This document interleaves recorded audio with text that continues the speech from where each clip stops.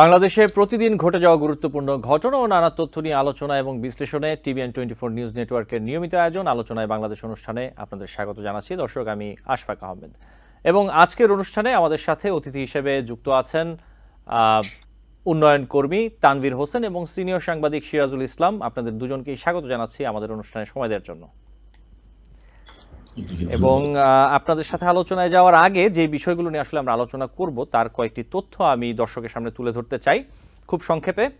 জাতিসংঘ সাধারণ পরিষদের অধিবেশনের ফাঁকে বাংলাদেশের অন্তর্বর্তী সরকারের প্রধান উপদেষ্টা ডক্টর মোহাম্মদ ইউনূসের সঙ্গে আমেরিকার প্রেসিডেন্ট জো বাইডেনের বৈঠক নিয়ে বিবৃতি দিয়েছে হোয়াইট হাউস এবং এতে বলা হয়েছে বৈঠকে বাইডেন বলেছেন বাংলাদেশের নতুন সংস্কার কর্মসূচি বাস্তবায়নে আমেরিকার সমর্থন অব্যাহত থাকবে।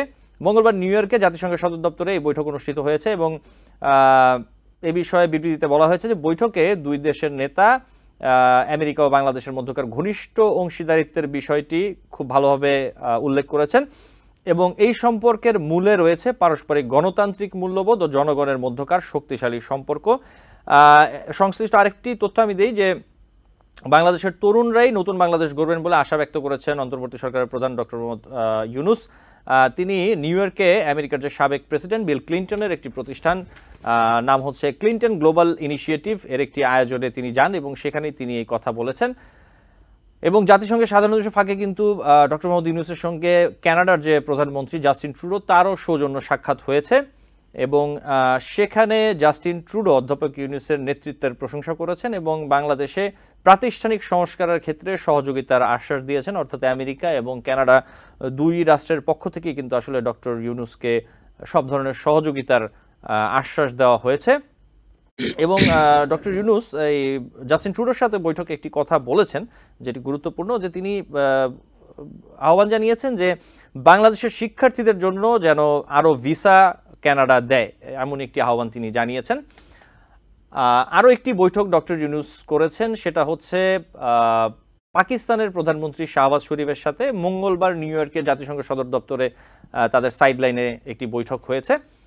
এই ছিল কিছু বিষয়। আরেকটি বিষয় হলো যে IMF এর যে ব্যবস্থাপনা পরিচালক তার সাথেও প্রধান উপদেষ্টা বৈঠক করেছেন এবং সেখানে নির্বাচনের সময় ঠিক করার ক্ষেত্রে ভোটার তালিকা তৈরির কাজ সম্পন্ন করা একটি গুরুত্বপূর্ণ বিষয় বলে ডক্টর মোহাম্মদ ইউনূস বলেছেন এবং তিনি বলেছেন যে রাষ্ট্র সংস্কার কার্যক্রম এগিয়ে নিতে যে 6টি কমিশন গঠন করা হয়েছে তাদের সুপারিশ নিয়ে সরকার রাজনৈতিক দলগুলোর সঙ্গে আলোচনা করবে, সংস্কারের বিষয়ে ঐক্যমতে উপনীত হয় এবং ভোটার তালিকা তৈরি হলে নির্বাচনের তারিখ বলা হবে। তিনি এই কথা জানিয়েছেন। বাংলাদেশে আগামী 1.5 বছরের মধ্যে নির্বাচন হওয়া উচিত বলে সেনা প্রধান যে মন্তব্য করেছেন তাতে সন্তোষ প্রকাশ করে সাবেক প্রধানমন্ত্রী শেখ হাসিনার পুত্র উপদেষ্টা সজীব ওয়াজেদ জয় বলেছেন তার দল আওয়ামী লীগকে বাদ দিয়ে কার্যকর কোনো সংস্কার বা নির্বাচন সম্ভব নয়। নির্বাচন আয়োজনের সময় আরও আগেই প্রত্যাশিত ছিল বলে তিনি মন্তব্য করেছেন। তিনি রয়টার্সকে একটি সাক্ষাৎকার দিয়েছেন এবং ওই সাক্ষাৎকারেই আসলে এই কথাগুলো বলেছেন। আর খুব ছোট করে আমি শেষ একটি তথ্য দিয়ে আপনাদের সাথে আলোচনায় চলে আসব। সেটি হচ্ছে যে ভারতের পররাষ্ট্রমন্ত্রী এস জয়শঙ্কর সাংবাদিকদের বলেছেন যে বাংলাদেশ ও শ্রীলঙ্কার সঙ্গে ভারতের সম্পর্ক ইতিবাচক ও গঠনমূলকী থাকবে। সম্পর্ক নিয়ে আগাম কোনো ধরনের ধারণায় উপনীত না হওয়ার জন্য অনুরোধ করেছেন তিনি এবং তিনি বলেছেন যে বিষয়টা এমন নয় যে ভারত তার সব প্রতিবেশী দেশের রাজনীতি নিয়ন্ত্রণ করতে চাইছে, এভাবে চলেও না, এমনটা হয়ও না। এটা শুধু ভারতের ক্ষেত্রে নয়, সবার জন্যই সমান সত্য। এই ছিল কিছু তথ্য এবং আমরা এখন আলোচনায় চলে যাব আমাদের আজকের অতিথির সাথে সিরাজুল ইসলাম এবং তানভীর হোসেন। আপনাদের সাথে প্রথমে আমি একটু সিরাজুল ইসলাম আপনার কাছে আসতে চাই একটি বিষয় নিয়ে যে ডক্টর ইউনূস বাইডেনের বৈঠকে একটি বিষয় খুব লক্ষণীয় ছিল। আপনি নিশ্চয়ই দেখেছেন যে তাদের যে বডি ল্যাঙ্গুয়েজ দুই নেতার, ডক্টর ইউনূসকে প্রেসিডেন্ট বাইডেন কিন্তু জড়িয়ে ধরেছেন, গলায় হাত রেখেছেন। সাধারণভাবে আমরা অন্যান্য বিশ্ব নেতা আসলে অনেকের সাথেই এমনটা দেখি না এবং তাদের মধ্যে যে এক ধরনের একটা আন্তরিক সম্পর্ক বা একটা কানেকশন রয়েছে, ব্যক্তিগত একটা সুসম্পর্ক জায়গাটা রয়েছে, এটা কিন্তু আসলে অনেকটাই স্পষ্ট এবং জিনিসটা কিন্তু বাংলাদেশের জন্য নিশ্চয়ই আনন্দের এবং সুসংবাদ। এই যে বিশ্বের সবচেয়ে ক্ষমতাশালী দেশের প্রেসিডেন্টের সাথে যে বাংলাদেশের প্রধান উপদেষ্টার সখ্যতা, এই বিষয়টি আসলে বাংলাদেশের জন্য কতটা আনন্দের সংবাদ বলে আপনি মনে করেন? ধন্যবাদ আশফাক আহমেদ, ধন্যবাদ তানভীর ভাইকে, আমার সহ আলোচক এছাড়া TVN24-এর দর্শক শ্রোতা তাদের সবাইকে শুভেচ্ছা, অভিনন্দন এবং ধন্যবাদ জানাচ্ছি। আপনাকে বিশেষভাবে ধন্যবাদ জানাচ্ছি TVN24-এর এমন চমৎকার একটা ইস্যুতে এবং গুরুত্বপূর্ণ বিষয় নিয়ে আলোচনায় আমাকে সংযুক্ত করার জন্য। আপনি যে প্রশ্ন করলেন, আসলে এটি আমি মনে করি বাংলাদেশের জন্য অবশ্যই একটা আনন্দের ব্যাপার এবং ইতিবাচক দিক।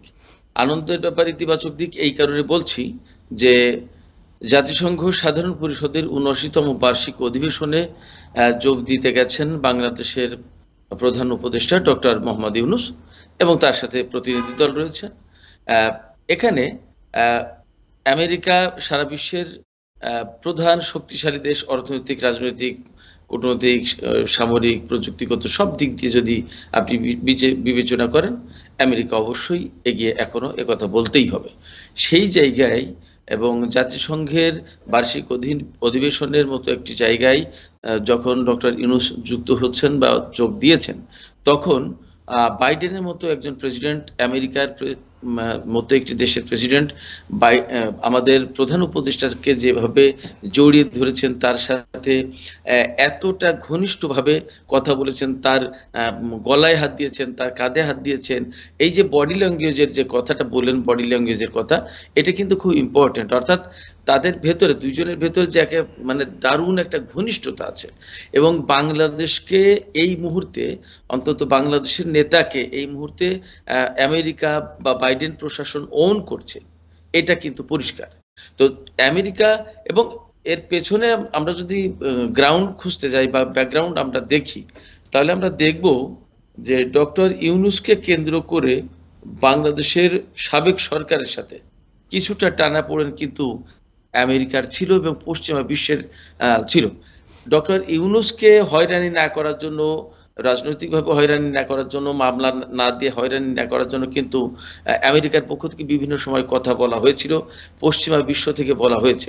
এবং আমরা সবাই জানি যে পশ্চিমা বিশ্বের নেতা আমেরিকা, এবং সেই আমেরিকার পক্ষ থেকে যখন ডক্টর ইউনূসের পক্ষে সরাসরি কথা বলা হয়েছিল, সম্ভবত হিলারি ক্লিনটন যখন আমেরিকার পররাষ্ট্রমন্ত্রী, তখন তিনি প্রধানমন্ত্রী শেখ হাসিনাকে যে টেলিফোনে কথা বলেছিলেন, সেটা সম্ভবত ডক্টর ইউনূসকে কেন্দ্র করেই।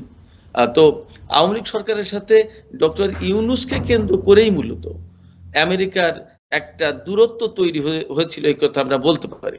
এবং পরবর্তীতে আমরা সাবেক সরকারের প্রধানমন্ত্রী শেখ হাসিনার পক্ষ থেকেও আমরা দেখেছি, তিনি বারবার অভিযোগ করেছেন যে ডক্টর ইউনূসের কারণে, ডক্টর ইউনূসের নালিশের কারণে, ডক্টর ইউনূসের ভূমিকার কারণে আপনার বিশ্বব্যাংক বা আমেরিকা পদ্মা সেতুর মতো একটা গুরুত্বপূর্ণ বড় প্রজেক্টে অর্থায়ন করেনি, এই সমস্ত জায়গা থেকে সরে গেছে।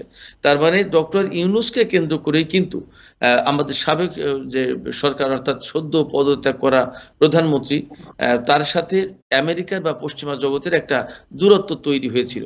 আলটিমেটলি সেই ডক্টর ইউনূস যখন বাংলাদেশের ক্ষমতায় এখন এবং প্রধান উপদেষ্টা, তিনি রাষ্ট্র পরিচালনার দায়িত্ব পালন করছেন এবং তিনি বাংলাদেশের প্রতিনিধি হিসেবে আমেরিকায় অবস্থিত জাতিসংঘের সাধারণ পরিষদের বার্ষিক অধিবেশনে যোগ দিচ্ছেন এবং অ্যাট এ টাইম বাংলাদেশের জাতিসংঘের সদস্য পদ প্রাপ্তির 50 বছর পূর্তি হচ্ছে, সেখানে এটা নিয়ে আবার আলাদা সংবর্ধনা অনুষ্ঠান রয়েছে বা হয়েছে।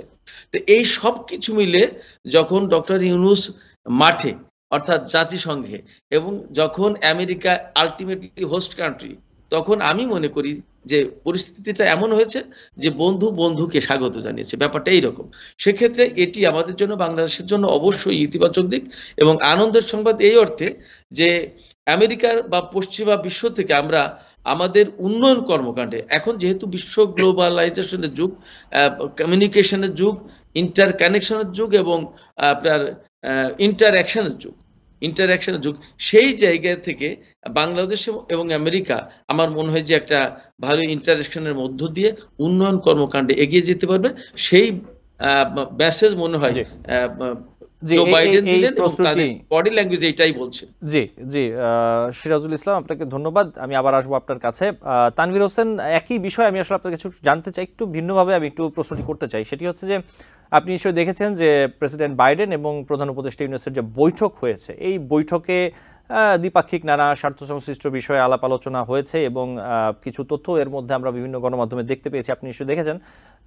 এই যে বাইডেন ইউনুস বৈঠক হলো, বাংলাদেশের জন্য আসলে বাংলাদেশকে কি বার্তা দিল এই বৈঠক আসলে? অসংখ্য ধন্যবাদ আশফাক আহমেদ আমাকে এই অনুষ্ঠানে যুক্ত করার জন্য, এবং TVN24 কে ধন্যবাদ, এবং আমাদের অন্য আলোচক সিরাজুল ইসলাম ভাইকেও ধন্যবাদ। আমি বিষয়টাকে ডেফিনেটলি সিরাজুল ইসলাম ভাই অনেক চমৎকার ভাবে বলেছেন, এই সম্পর্কের ব্যাকগ্রাউন্ডটা বলেছেন, ব্যাখ্যা করেছেন। আমি আরেকটা বিষয় আপনার জাস্ট একটু নজরে আনতে চাই। প্রথমত হলো যে প্রেসিডেন্ট বাইডেন যে সৌহার্দ্য, যে উষ্ণতা দেখিয়েছেন, এটা পাশ্চাত্য সংস্কৃতির অংশ, এবং সেটা অনেক চমৎকার ভাবে উনি শোকেস করেছেন। এবং যে বডি ল্যাঙ্গুয়েজ আমরা সেটা ডেফিনেটলি অনেক বেশি আশাব্যঞ্জক, এবং ডেফিনেটলি আমি মনে করি যে এটা বাংলাদেশিদের মধ্যে একটা নতুন করে প্রত্যাশা তৈরি করবে। এখন প্রফেসর ডক্টর ইউনূসকে কিন্তু অন্য ৮-১০ জনের মতো করে বিবেচনা করা যাবে না। ওনার সাথে আমেরিকার যে সম্পর্ক, সেটা কিন্তু অনেক দীর্ঘদিনের এবং অনেক বেশি সুসংহত। আমি যদি আপনাকে একটু তথ্য দেই, গ্রামীণ ব্যাংক আমেরিকা যেটা, সেখানে আমেরিকাতে গ্রামীণ ব্যাংকের ৩৮টি শাখা আছে, এবং সেখানে তারা ২০৩৩ সালের মধ্যে $৪০ বিলিয়ন ইনভেস্ট করবে গ্রামীণ আমেরিকান নারীদের উন্নয়নের জন্য, ক্ষুদ্র ঋণ বা ঋণ সহায়তা দিবে। সুতরাং ডক্টর ইউনূস আমেরিকার উন্নয়ন অংশীদার। আমরা যেরকম ভাবে চিন্তা করি যে আমেরিকা বাংলাদেশের উন্নয়ন অংশীদার, সেই ক্ষেত্রে ডক্টর ইউনূস কিন্তু আমেরিকার উন্নয়ন অংশীদার। সুতরাং এই যে অংশীদারিত্বের এবং যে সম্পর্ক, সেই সম্পর্ক যখন ডক্টর ইউনূস বাংলাদেশের পক্ষ থেকে যান, বাংলাদেশের প্রধান উপদেষ্টা হিসেবে যান, সেটা কিন্তু আরেকটু মাত্রাটা আরেকটু বাড়িয়ে দেয়। সুতরাং এই জায়গাটাতে আমার কাছে মনে হয় এই যে আলিঙ্গনটা, এটা সৌহার্দ্যের আলিঙ্গন, এটাকে শুধুমাত্র স্বার্থের আলিঙ্গন হিসেবে আমার মনে হয় এটাকে সীমিত করা যাবে না। পাশাপাশি এখানে কয়েকটা বিষয় নিয়ে মানে আলোচনার কথা আমরা শুনেছি বা প্রাসঙ্গিকভাবে এসেছে। সেটা হলো বাংলাদেশের সবচেয়ে বড় রপ্তানি সেক্টর হলো আপনার তৈরি পোশাক শিল্প।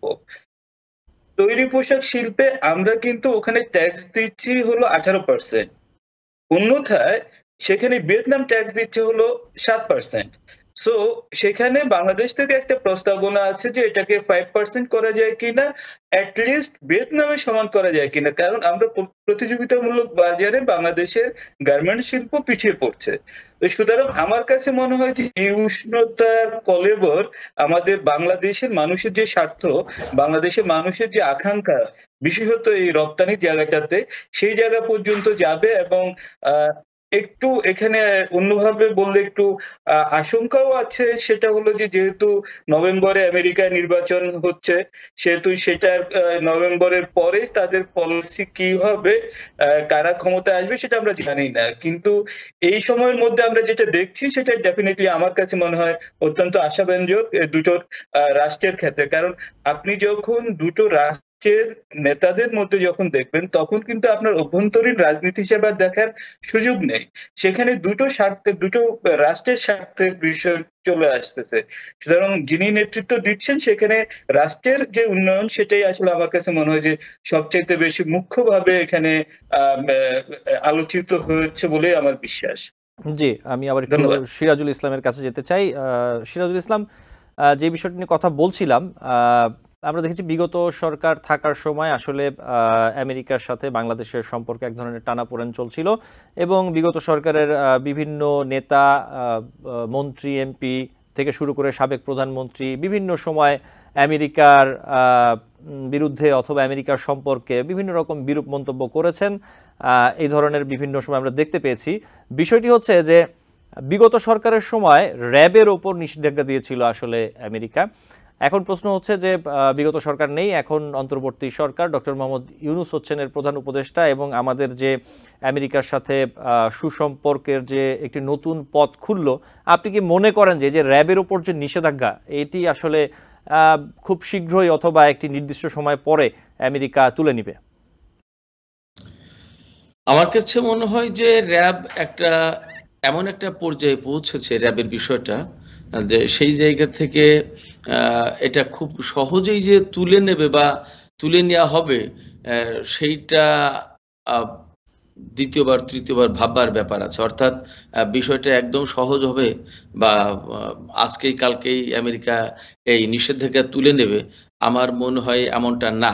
বরং ভিন্ন একটি অ্যাঙ্গেল থেকেও বিষয়টি দেখার আছে।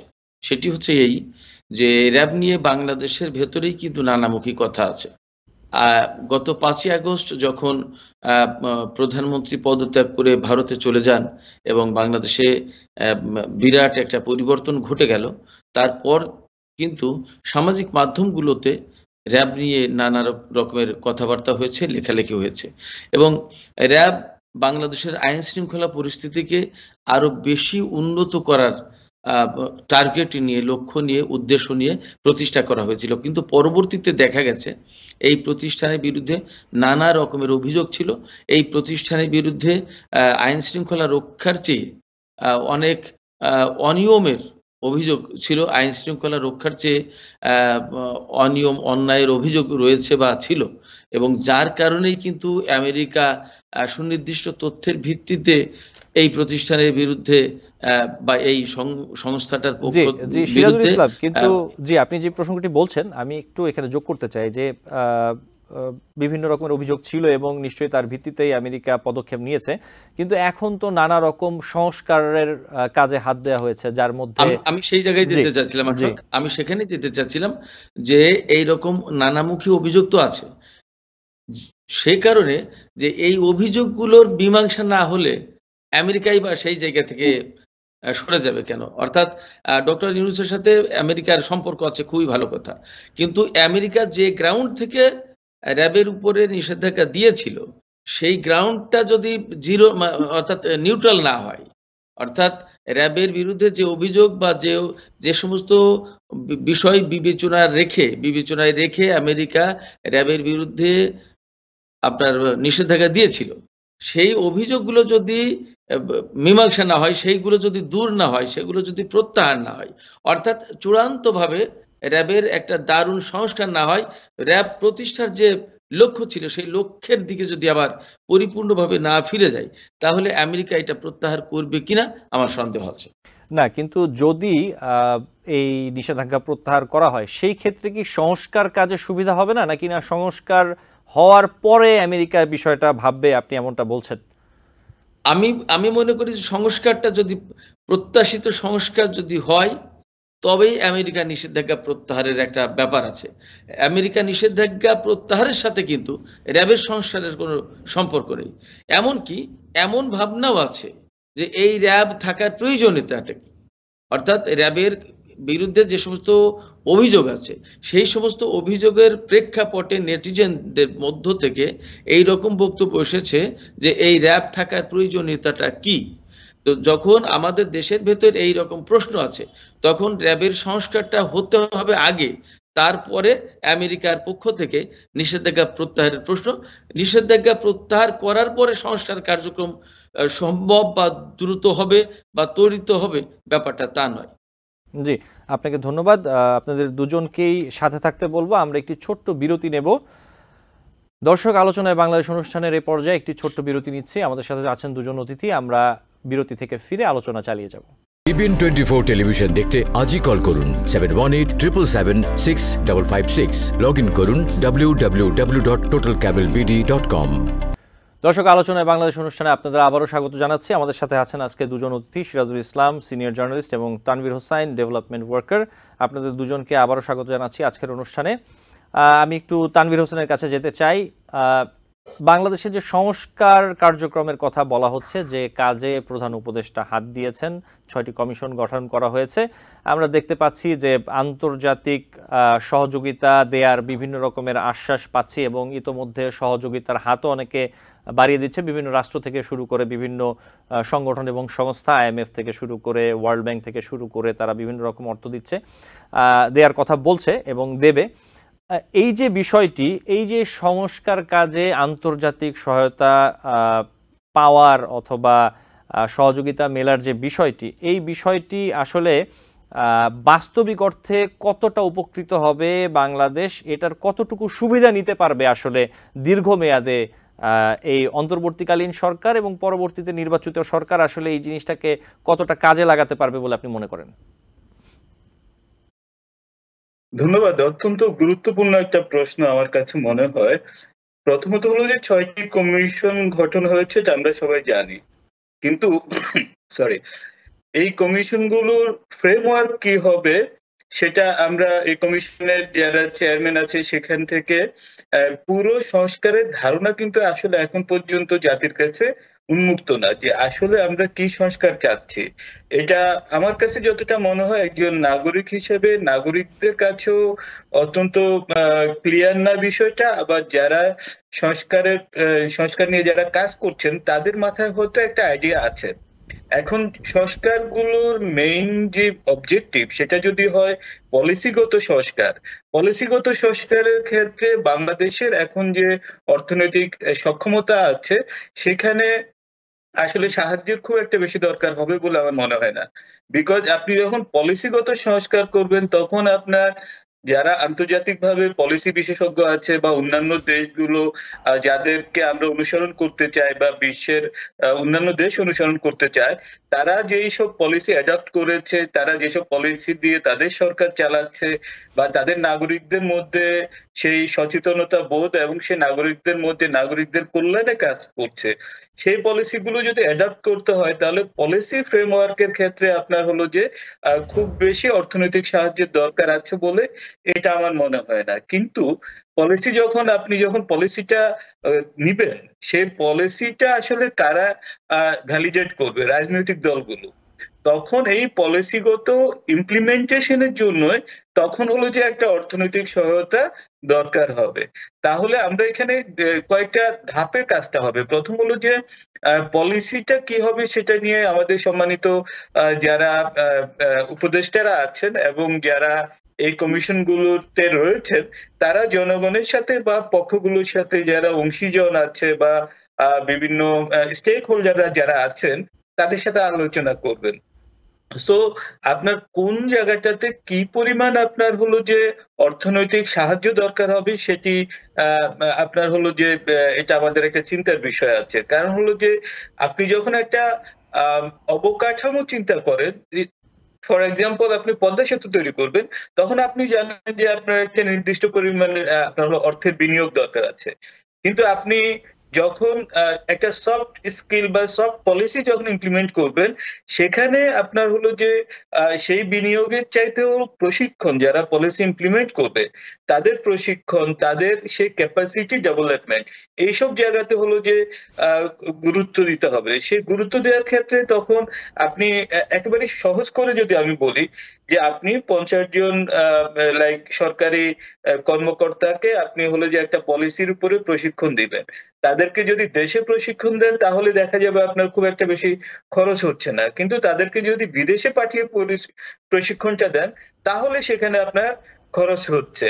সুতরাং এই যে কি পরিমাণ সাহায্য আমাদের লাগবে এবং কি পরিমাণ সাহায্য আমরা ঠিক কোন কোন জায়গাতে আমরা সাহায্যগুলো প্রত্যাশা করছি, সেই জায়গাগুলো সম্ভবত আরেকটু সময় লাগবে পুরো আইডিয়াটা ক্লিয়ার হতে এবং কতটা আমরা চাচ্ছি এবং কতটা আমরা কাদের কাছ থেকে পাবো। ফর এক্সাম্পল যখন অর্থনৈতিক সংস্কারের কথা আপনি বলেন তখন কিন্তু IMF এর কাছ থেকে আপনি অলরেডি ঋণ সহায়তা চাওয়া হয়েছে, সেটা যেমন অনেক বেশি ইম্পর্টেন্ট, কিন্তু আপনি অন্যান্য যে সংস্কারগুলো আছে সেখানে তো বেশিরভাগই আমার কাছে যেটা মনে হয়েছে এতদিনের আলোচনা শুনে সেগুলো একটা নীতি সংস্কার। তো নীতি সংস্কারের ক্ষেত্রে খুব একটা বেশি দরকার হবে বলে আমার মনে হয় না। সুতরাং এটা আমার কাছে মনে হয় উই লুক ফরওয়ার্ড টু যে কি করে আসলে এই সংস্কারের আইডিয়াটাকে আসলে ডিজাইন করা হচ্ছে এবং সেটাকে কি করে ইমপ্লিমেন্টেশনের রোডম্যাপটা তৈরি করা হচ্ছে সেটার উপরে আসলে সবকিছু নির্ভর করছে। জি, ধন্যবাদ। সিরাজুল ইসলাম, বাংলাদেশের সাথে আমেরিকা, কানাডা সহ যে পশ্চিমা দেশগুলো আছে আমরা দেখতে পাচ্ছি যে যদি বলি নতুন করে একরকম আরো ভালো সম্পর্ক, সুসম্পর্ক, একটি পথ সুগম হচ্ছে বলে আমরা দেখতে পাচ্ছি প্রধান উপদেষ্টা ডক্টর মোহাম্মদ ইউনূসের হাত ধরে। এক্ষেত্রে ভারত আসলে কতটা চাপ অনুভব করছে বলে আপনি মনে করেন? এটি খুবই গুরুত্বপূর্ণ একটি বিষয় বলে আমি মনে করি, কারণ এটা আহ, আ- আন্তর্জাতিক এবং আঞ্চলিক রাজনীতিতে খুবই গুরুত্বপূর্ণ একটি বিষয় এই মুহূর্তে। দেখুন, একটা ব্যাপার হচ্ছে যে প্রধান উপদেষ্টা জাতিসংঘের বার্ষিক অধিবেশনে যোগ দেওয়ার জন্য নিউ ইয়র্কে অবস্থান করছেন। সেখানে আমেরিকার প্রেসিডেন্ট থেকে শুরু করে কানাডার প্রধানমন্ত্রী এবং আরো অনেক গুরুত্বপূর্ণ নেতা কর্মকর্তা, বিভিন্ন পর্যায়ের সরকারি বেসরকারি বিভিন্ন পর্যায়ের ব্যক্তির সাথে তিনি বৈঠক করবেন এবং তারা নিশ্চয়ই বিশ্বে অত্যন্ত গুরুত্বপূর্ণ ও উচ্চ মর্যাদার এবং নামি দামি পজিশনে পর্যায়ে আছেন। কিন্তু এর ভিতরে ভারতের প্রধানমন্ত্রীর সাথে আমাদের প্রধান উপদেষ্টার বৈঠকটা সম্ভবত হচ্ছে না, এবং এই বৈঠকটা না হওয়াটা, বৈঠকটি হবে না, ভারত জানিয়েছে, আগেই জানিয়েছে। এবং এস জয়শঙ্করের সাথে আমাদের যে পররাষ্ট্র উপদেষ্টা আছেন, পররাষ্ট্রমন্ত্রী বা পররাষ্ট্র উপদেষ্টার ইতিমধ্যে বৈঠক হয়ে গিয়েছে। জি, তো এইখান থেকে কিন্তু একটা বিষয় আমাদের কাছে পরিষ্কার হচ্ছে যে আপাতত অন্তত ডক্টর ইউনূসের সাথে ভারতের প্রধানমন্ত্রী নরেন্দ্র মোদীর একটা বৈঠক কিন্তু জাতিসংঘে হতে পারত। কারণ হচ্ছে যে বাংলাদেশের যে আমরা দেখতে পাচ্ছি যে সিরাজুল ইসলাম, আমি যেটা আপনি যোগ করতে চাই যে আমরা দেখলাম যে পাকিস্তানের প্রধানমন্ত্রী শাহবাজ শরীফের সাথে কিন্তু সাক্ষাৎ হয়েছে প্রধান উপদেষ্টার। সাক্ষাৎ হয়েছে। জি, আমি সেই জায়গায় এই জন্যই বলেছি যে আঞ্চলিক রাজনীতিতে এটি খুবই গুরুত্বপূর্ণ বিষয়। তো যেটি বলছিলাম যে আমাদের একেবারে নিকটতম প্রতিবেশী হচ্ছে ভারত। আমাদের বাংলাদেশের 3 পাশে ভারত, এবং আমরা যে দিক দিয়েই যেতে চাই না কেন ভারত ভারত ভারত, এর বাইরে আর আমাদের কোনো চিন্তা করার কোনো স্কোপ নেই। ভারতের অর্থনীতির সাথে, ভারতের কূটনীতির সাথে, ভারতের নিরাপত্তার সাথে, ভারতের রাজনীতির সাথে অনেক কিছুর সাথে আমাদের সম্পর্ক জড়িয়ে। এমনকি এই যে সম্প্রতি বাংলাদেশে যে আন্দোলনটা হয়ে গেল, এর প্রভাবও কিন্তু ভারতে পড়েছে, এবং এটা নিয়ে আলোচনা হয়েছে ভারতের গণমাধ্যমে, নেটিজেনদের ভেতরে, নাগরিকদের ভেতরে, এবং এটা নিয়ে নানামুখী স্লোগানও পশ্চিম বাংলায় বা ভারতের বিভিন্ন জায়গায় হয়েছে অনেক। তার মানে আমাদের ভারতের সাথে বাংলাদেশের সম্পর্ক এবং এর যে ঘনিষ্ঠতা, এটা আমি বোঝাতে এই কথাগুলো বললাম। এখন এই বাংলাদেশে যে সম্প্রতি পরিবর্তনটা হয়ে গেল এবং প্রধানমন্ত্রী শেখ হাসিনা পদত্যাগ করে তিনি কিন্তু ভারতে আশ্রয় নিয়েছেন বা অবস্থান করছেন। অর্থাৎ আমাদের এই প্রধানমন্ত্রীকে ফিরিয়ে আনা, না ফিরিয়ে আনা, নানা রকমের কথা কিন্তু আছে। সেটা কতটা রাজনৈতিক, কতটা ডিপ্লোম্যাটিক এবং আনা যাবে কি যাবে না, সেগুলো সবই আলাদা বিষয়। কিন্তু এই রকম কথা আছে। এই রকম একটা পর্যায়ে, এরকম একটা প্রেক্ষাপটে যে দেশে আমাদের পদত্যাগ করা প্রধানমন্ত্রী অবস্থান করছেন, সেই দেশের প্রধানমন্ত্রীর সাথে আমাদের প্রধান উপদেষ্টার বৈঠকের অবশ্যই প্রয়োজনীয়তা ছিল এবং বৈঠকটা হওয়া জরুরি ছিল। কিন্তু সেই বৈঠকটা হলো না। এখন কবে, কখন, কোনভাবে হবে আমরা জানি না। এর ভেতরে নানামুখী ঘটনা ঘটে গেছে। বাংলাদেশে বন্যা হয়েছে, ভারতের বাঁধ ছেড়ে দিয়ে পানি দেওয়ার ঘটনা ঘটেছে এবং এই রকমের অভিযোগ আছে। তারপরে আপনার চিকেন নেক বা 7 সিস্টার বলে যে কথাটা আছে, যে অঞ্চলটা, সেই অঞ্চল এবং আমাদের পাহাড়ি অঞ্চল, আমাদের পার্বত্য অঞ্চল, এইগুলোর অস্থিতিশীলতার সাথে বাংলাদেশ ভারতের নানামুখী সম্পর্ক, নানা রকমের কথাবার্তা, অনেক রকমের আলোচনা চলছে। এই সমস্ত সবকিছু নিরসন হতে পারত প্রধান উপদেষ্টা এবং ভারতের প্রধানমন্ত্রীর ভেতরে একটি বৈঠক হলে। সেই বৈঠক যখন হলো না, তখন আপাতত বোঝা যাচ্ছে যে ভারতের সাথে সম্পর্কটা এখনই খুব স্মুথ যাচ্ছে বা যাবে, এটা ভাবার আসলে সুযোগ নেই। বাট আমি মনে করি যে যেহেতু ভারত আমাদের নিকটতম প্রতিবেশী এবং প্রতিবেশীর সাথে প্রতিবেশীর সম্পর্কটা সবচেয়ে হৃদ্যতাপূর্ণ থাকা উচিত। প্রতিবেশীর সাথে ঝগড়া করে প্রতিদিন প্রতিবেশীর সাথে ভালো থাকা যাবে না, যায় না। এটা যেমন ভারতের জন্য প্রযোজ্য, ঠিক তেমনি একইভাবে বাংলাদেশের জন্য প্রযোজ্য। এই যে পাকিস্তানের প্রধানমন্ত্রী বাংলাদেশের প্রধান উপদেষ্টার সাথে বৈঠক করলেন, এক্ষেত্রে আমি মনে করি যে আঞ্চলিক রাজনীতিতে পাকিস্তান খানিকটা এগিয়ে গেল। কারণ এই মুহূর্তে বাংলাদেশের জনগণ যে জিনিসটা দেখতে চায় যে আমাদের বাংলাদেশের পাশে কে দাঁড়াচ্ছে এবং সাথে সম্পর্ক রাখতে চাচ্ছে, তাদের পাশে কারা দাঁড়াতে চায়, কারা দাঁড়াচ্ছে, কারা সম্পর্ক রাখছে, এই বিষয়টাই খুব ইম্পর্টেন্ট হয়ে দাঁড়াবে। জি, সিরাজুল ইসলাম, ধন্যবাদ। আমি আবার আসবো আপনার কাছে। আমি সম্ভবত একটু দ্বিমত পোষণ করতে চাই। আচ্ছা, জি, তানভীর হোসেন বলেন। জি, আচ্ছা, আমার কাছে যেটা মনে হয়েছে যে এই বৈঠকটা না হওয়াতে ভালো হয়েছে। না হওয়াতে ভালো হয়েছে কারণ হলো যে এটা তো খুবই সুস্পষ্ট যে দুটো দেশের মধ্যে কিছু ইস্যু নিয়ে টেনশন আছে। একটা সাইডলাইন মিটিং কিন্তু মিস্টার জয়শঙ্কর এবং আমাদের যিনি পররাষ্ট্র উপদেষ্টা তাদের মধ্যে হয়েছে। সুতরাং একটা মিটিং কিন্তু হয়েছে। এখন যখন আপনি head of the state versus head of the state আপনি যখন বাইলেটারাল মিটিং করবেন, তখন কিন্তু সেটাতে আপনার হলো যে হয় সম্পর্কটা এক পরবর্তী ধাপে উত্তরণের কিন্তু একটা সম্ভাবনা তৈরি হবার থাকবে, অথবা সেটা সম্ভাবনা তৈরি হবে না। সুতরাং আমার কাছে মনে হয় যে এই পর্যায়ে যেটা খুব স্ট্র্যাটেজিক একটা বিষয় হয়েছে, বাইডেন যেভাবে আপনার উদারভাবে আলিঙ্গন করতে পেরেছেন, আমার মনে হয় না যে মোদিজি ঠিক সেভাবে আলিঙ্গন করতে পারতেন। সুতরাং সেই জায়গাটাতে আমাদেরকে কিন্তু এই যে আমরা আপনার প্রশ্নের মধ্যে ছিল যে ভারত কতখানি চাপে আছেন, ভারত আসলে ভারতের রাজনীতি এবং আমাদের রাজনীতি একেবারেই ভিন্ন। ভারত ইন্দো চায়না ওয়ারের সময় ভারত কিন্তু আমেরিকায় সাহায্য পেয়েছিল, আবার তারা কিন্তু আমেরিকাকে সমর্থনও করেনি। সুতরাং ভারতের রাজনীতি অনেক ঐতিহাসিকভাবে অনেক বেশি আমেরিকার সাথে সেখানকার স্বার্থ সংশ্লিষ্ট বিষয়গুলো একেবারেই ব্যতিক্রম।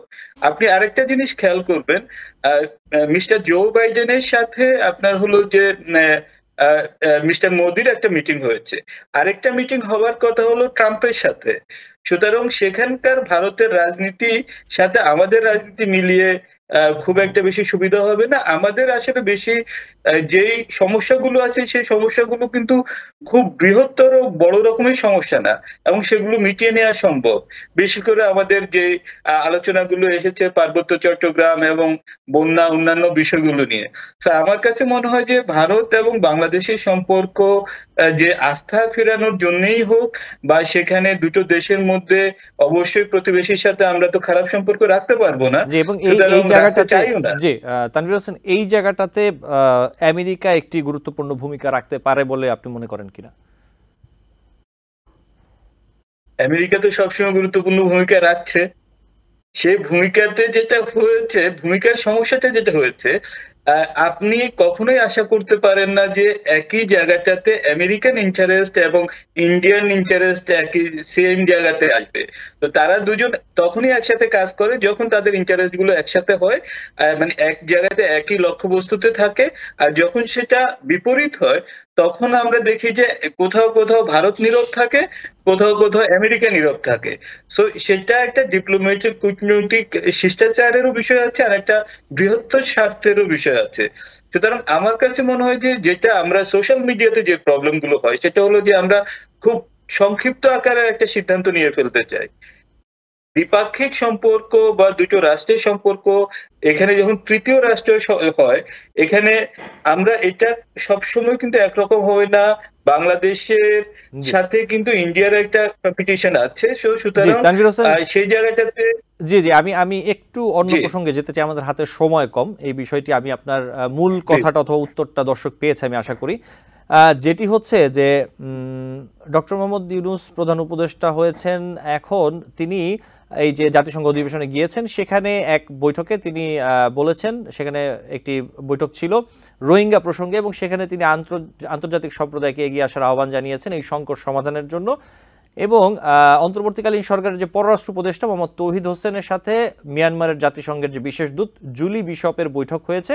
এবং অন্তর্বর্তী সরকার থাকা অবস্থায় যে প্রশ্নটি আমি করতে চাচ্ছি যে এই যে রোহিঙ্গাদের মিয়ানমারে ফেরত পাঠানোর ব্যাপারে যে বিষয়টি, এটি আসলে কতটা অগ্রসর করা, এর সম্ভাবনা কতটা আপনি দেখছেন, অথবা এই প্রক্রিয়াটা আসলে এই সময়ের মধ্যে শুরু করা সম্ভব কিনা? ধন্যবাদ, এটা অনেক কঠিন প্রশ্ন। আমার কাছে মনে হয় যে এই প্রক্রিয়া তখন সম্ভব হবে যখন আমরা মিয়ানমারে একটা সুসংগঠিত রাষ্ট্র ক্ষমতা আমরা দেখব, মানে একটা সরকারকে আমরা দেখব। মিয়ানমার সরকার কিন্তু নিজেরাই স্ট্রাগল করছে। এখন যতটা যে আলোচনাগুলো হচ্ছে সেটার একটা বড় বিষয় হলো যে প্রায় 12 লক্ষের মতো রোহিঙ্গা, আমার ভুল হতে পারে তথ্য, এত বড় সংখ্যক একটা রোহিঙ্গা পপুলেশন বাংলাদেশে আছে। সুতরাং তাদের এখানে খাদ্য নিরাপত্তা, স্বাস্থ্য নিরাপত্তা, অন্যান্য নিরাপত্তার বিষয় আছে, এবং সেখানে প্রচুর অর্থনৈতিক সহায়তা লাগছে। তো সেটাতে একটা অলরেডি আমেরিকা থেকে একটা কমিটমেন্ট আমরা পেয়েছি, সেখানে হলো যে তারা প্রায় সম্ভবত $200 মিলিয়ন তারা হলো যে ইনভেস্ট করবে রোহিঙ্গা পপুলেশনের জন্য। কিন্তু রোহিঙ্গা প্রত্যাবর্তন কিন্তু একেবারে ভিন্ন একটা বিষয়। সেখানকার স্টেক হোল্ডার চায় না, সেখানকার স্টেক হোল্ডার মিয়ানমার, সেই মিয়ানমারের ভিতরে যে দলগুলো ফাইট করছে তারা, সেখানকার স্টেক হোল্ডার ভারত।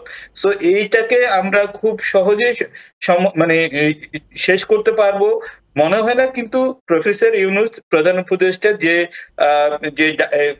আবেদনটা জানিয়েছেন যে সেখানে রোহিঙ্গা প্রত্যাবর্তন নিয়ে একটা আলোচনা যদি জাতিসংঘের আমব্রেলার নিচে হয়, সেটা আমার কাছে মনে হয় একটা বড় পরিসরে আলোচনার সুযোগ তৈরি করবে এবং সেটা ইতিবাচক হবে। জি, তানভীর হোসেন ধন্যবাদ। আমি একটু সিরাজুল ইসলাম আপনার কাছে আসতে চাই। এই যে রোহিঙ্গাদের মিয়ানমারে ফেরত পাঠানোর বিষয়টি নিয়ে আমি আপনার সাথে কথা বলতে চাই। আমি আসলে মূলত যে বিষয়টি বলতে চাচ্ছি যে এই অন্তর্বর্তীকালীন সরকার কতদিন থাকবে আমরা জানি না, কিন্তু বিষয়টি হচ্ছে আমরা একটি ধারণা পেতে পারি। যেমন গতকাল সেনাপ্রধান বলেছেন যে উনি বলেছেন হয়তো 1.5 বছরের মধ্যে একটি নির্বাচন প্রত্যাশা করা হচ্ছে। তো আমরা ধরে নিলাম সেটা যে কয়দিনই হোক, 1.5 থেকে 2 বছর যদি একটা সময় আমরা ধরে নেই, সেই ক্ষেত্রে আমি যেটা বলতে চাচ্ছি এই প্রক্রিয়াটা শুরু করা যায় কিনা। এই ডক্টর মোহাম্মদ ইউনূস প্রধান উপদেষ্টার দায়িত্বে থাকা অবস্থায় বিভিন্ন কূটনৈতিক সমঝোতার মাধ্যমে অথবা প্রক্রিয়ার মাধ্যমে ফেরত পাঠানোর প্রক্রিয়াটা শুরু হওয়ার কোনো আশা আপনি দেখছেন কিনা অথবা সম্ভাবনা দেখছেন কিনা? আমি দেখছি এই কারণে দেখছি, বাট এটা হবে কিনা আমি জানি না, কিন্তু আশা আছে এবং আমি সম্ভাবনা দেখছি এই কারণে যে ডক্টর মোহাম্মদ ইউনূসের সাথে যেহেতু পশ্চিমা জগতের অত্যন্ত হৃদ্যতাপূর্ণ সম্পর্ক, ঘনিষ্ঠ সম্পর্ক, আন্তরিকতাপূর্ণ সম্পর্ক, সেই কারণে এবং জাতিসংঘকে যদি ব্যবহার করে জাতিসংঘের আওতায় যদি এই আলোচনাটা করা যায় তাহলে বাংলাদেশ বিশেষভাবে লাভবান হতে পারে এবং সেই জায়গাটা ডক্টর ইউনূসের জন্য বেশি পজিটিভ। বাট আমরা যদি অন্য দিক দিয়ে দেখি আঞ্চলিকভাবে যে এই মিয়ানমারের যে ইস্যুটা, রোহিঙ্গা ইস্যু, রোহিঙ্গাদের যারা বাংলাদেশে এসে আশ্রয় নিয়েছেন তারা কিন্তু বেশিরভাগই মুসলমান। এটাও আর একটা ব্যাপার কিন্তু। এবং আপনি জানেন যে বিশ্বে যতই বলা হোক না কেন ধর্মের ভিত্তিতে একটা রাজনীতি কিন্তু আছে, এটা অস্বীকার করা যাবে না। এটা আমরা পরিষ্কার করে দেখতে পারি মিডল ইস্টের বেশ কিছু ক্ষেত্রে। অতএব রোহিঙ্গাদের ব্যাপারে এই যে ধর্মের যে বিষয়টা এটা নেই একেবারেই তা বলা যাবে না। তবুও আঞ্চলিক যে ব্যাপারটা সেটা বেশি প্রাধান্য পাচ্ছে। এখানে একটা দিকে রয়েছে ভারত, একদিকে চায়না। ভারত এবং চায়নার সাথে সম্পর্কটা কোনোভাবেই মধুর না। আবার এর সাথে আছে রাশিয়া জড়িত। রাশিয়ার অস্ত্র বিক্রির একটা ভালো ক্ষেত্র হচ্ছে Myanmar. On the other hand আমেরিকার সাথে চীনের এবং রাশিয়ার কারো ভালো সম্পর্ক না। সম্পর্ক মোটামুটি আমাদের আঞ্চলিক রাজনীতিতে সম্পর্ক ভারতের সাথে আমেরিকার ভালো, আবার আমেরিকার সাথে চীনের রাশিয়ার সম্পর্ক ভালো না, ভারতের সাথে রাশিয়ার সম্পর্ক ভালো, চীনের সম্পর্ক ভালো না। এর ভিতরে আমরা বাংলাদেশ এবং রোহিঙ্গা মুসলমানরা এইরকম একটা জটিল সমীকরণের ভেতরে এই ইস্যুটার সমাধান করা খুব সহজ না। তবে শুধুমাত্র জাতিসংঘের আওতায় যদি এই আলোচনার উদ্যোগ নেওয়া হয়, সেখানে জাতিসংঘের যেহেতু কিছু শিষ্টাচার আছে, ফ্রেমওয়ার্ক আছে, নির্দিষ্ট নিয়ম কানুন, আইন নীতিমালা আছে, ওই জায়গায় ফেলে যদি আলোচনাটা বেশ শক্তভাবে করা যায় তাহলে সম্ভব।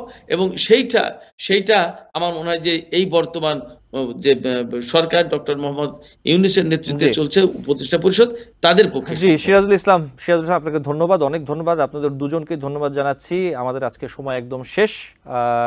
অন্য কোনো দিন হয়তো বা অন্য কোনো বিষয়ে আপনাদের সাথে কথা হবে। সিরাজুল ইসলাম এবং তানভীর হোসেন, আপনাদের দুজনকে ধন্যবাদ জানাচ্ছি আজকে যুক্ত হওয়ার জন্য। দর্শক, আলোচনায় বাংলাদেশ অনুষ্ঠানে আজকে এই পর্যন্তই। পরবর্তী অনুষ্ঠান দেখার আমন্ত্রণ জানিয়ে এখনকার মতো বিদায় নিচ্ছি।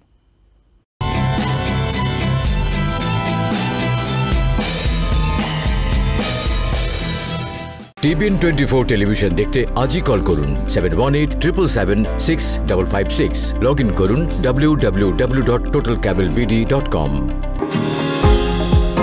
নিউ ইয়র্ক থেকে সম্প্রচারিত TBN 24 টেলিভিশন বিশ্বজুড়ে বাঙালির কণ্ঠস্বর।